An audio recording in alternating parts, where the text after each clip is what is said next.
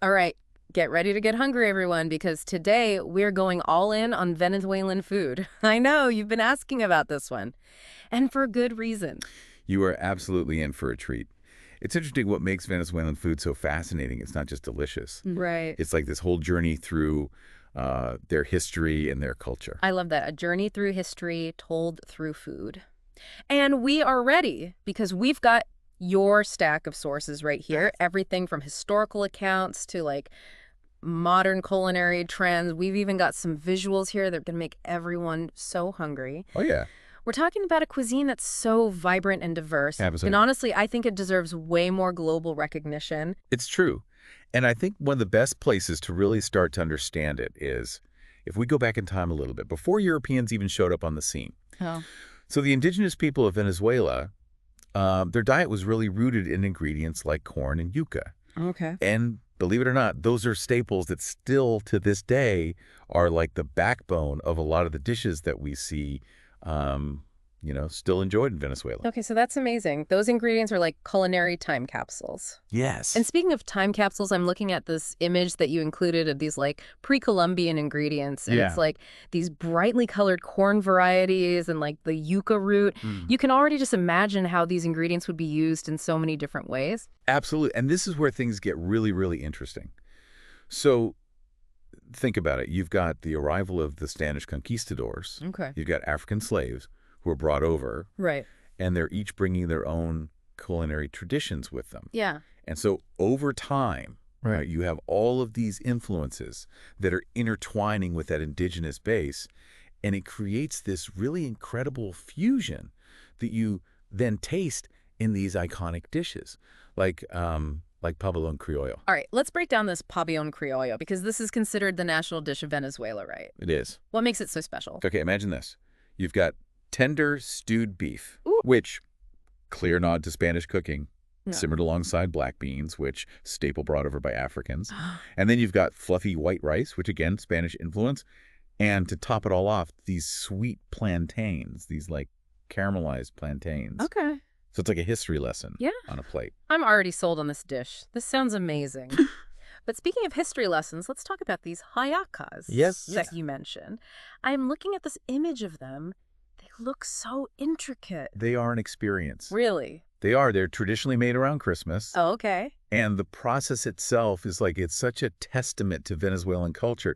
So imagine you've got this flavorful stew Mm-hmm. of meat and olives and raisins and capers. Oh, okay. And all of that is enveloped in this corn dough, and then it's wrapped in a banana leaf, and then it's steamed to perfection. That sounds incredible and like such a labor of love. It is. I bet there are so many family traditions tied to making these. Absolutely. And I think that's what's so cool. It highlights how important food is to the Venezuelan identity. Yeah. Because it's not just food. It's like this tangible connection to generations past. Yeah, absolutely.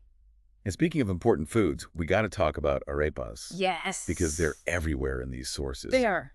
And for good reason. I am just blown away by all the different ways that you can prepare them. I'm looking at, images of arepas that are filled with everything from just simple cheese Yeah. to these elaborate combinations of meats and beans and avocado. Yeah. Like, the possibilities are endless. It does seem kind of endless. So what is it about arepas that makes them so central to Venezuelan cuisine? Well, I think the beauty of an arepa is that it's basically a blank canvas. So it's this grilled or fried cornmeal patty. Okay. And it can be adapted to any meal, any time of day. Wow. And so that versatility, I think, is what's made it a cornerstone of, Venezuelan food for centuries, combined with the fact that, again, it goes back to that readily available ingredient corn. It's like this perfect blend of tradition and resourcefulness and flavor. Yes. Okay, I have to ask about some of these other like key ingredients that keep popping up. This ají dulce, what exactly is that? Ají dulce. Okay. It is magical. Okay, great. It's this sweet and slightly spicy pepper that adds this really unique depth of flavor to Venezuelan cooking. Think of it as like a really happy marriage between like a bell pepper and a chili pepper, but then it also has this touch of like a fruity aroma as well. Oh, interesting. So it's like it could go either way, sweet or spicy. Yeah, it's not an overwhelming heat at all. Okay. It's very much a background player, but it adds this kind of like a je ne sais quoi I love to the dishes. Okay. That sounds like the kind of ingredient that elevates. Like, a dish from, good to like, wow.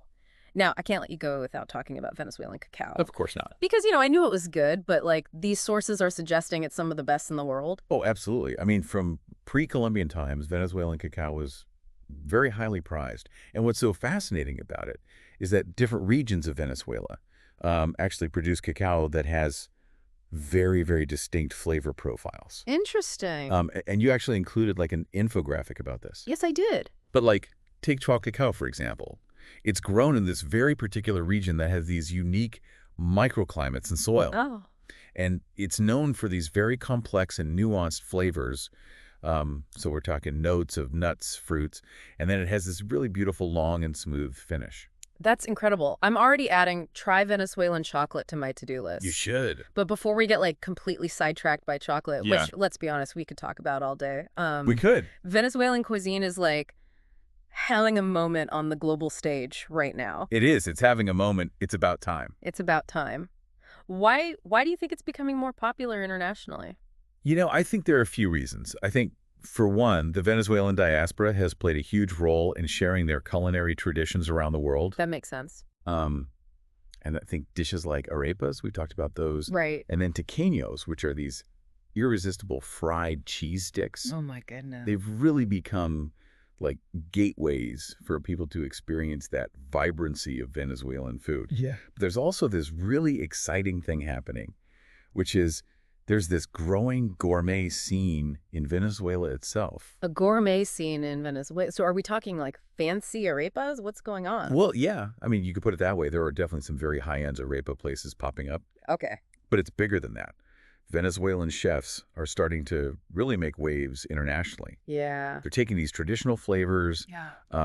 all the things we've been talking about, Right. and kind of elevating them with these modern techniques, modern presentations. I love that. Like taking the tradition and like thrusting it into the future. Exactly. Exactly. Okay, I have to ask, are there any chefs in particular that we should have on our radar?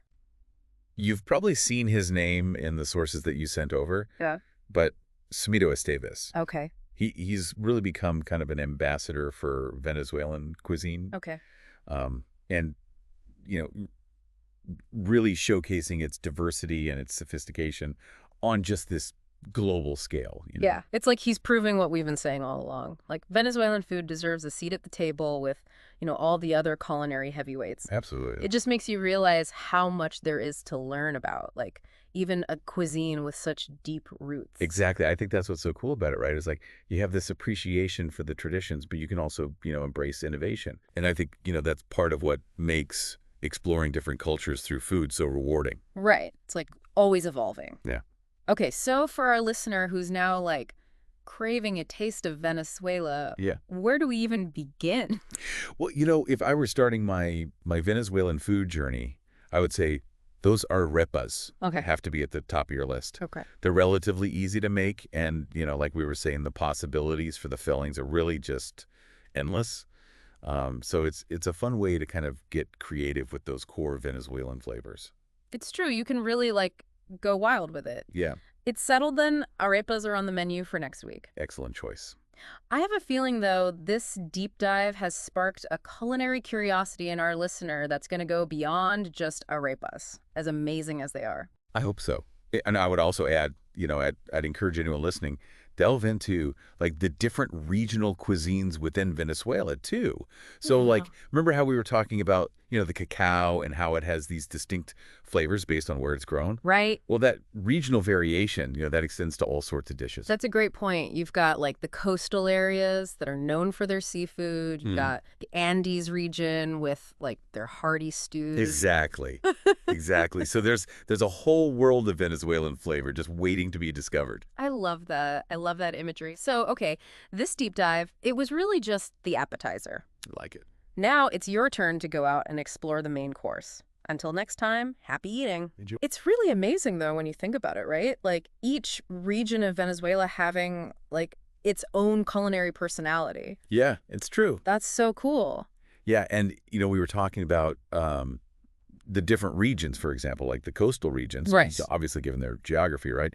They're known for their seafood. Of course. So you'll find these really flavorful fish stews there, Okay. Okay. often made with coconut milk. and aguadulce, which adds that touch of sweetness and subtle heat that we were talking about. Man, that combination sounds so good. Right. Like I'm picturing like vibrant colors, bold flavor. Yeah, totally. Definitely different from, say, what you'd find in like the Andean region Oh, here. completely different. Yeah. Yeah, the Andes, they have a much cooler climate. So you're going to find much heartier dishes there. So think like stews, root vegetables, slow-cooked meats. Yeah.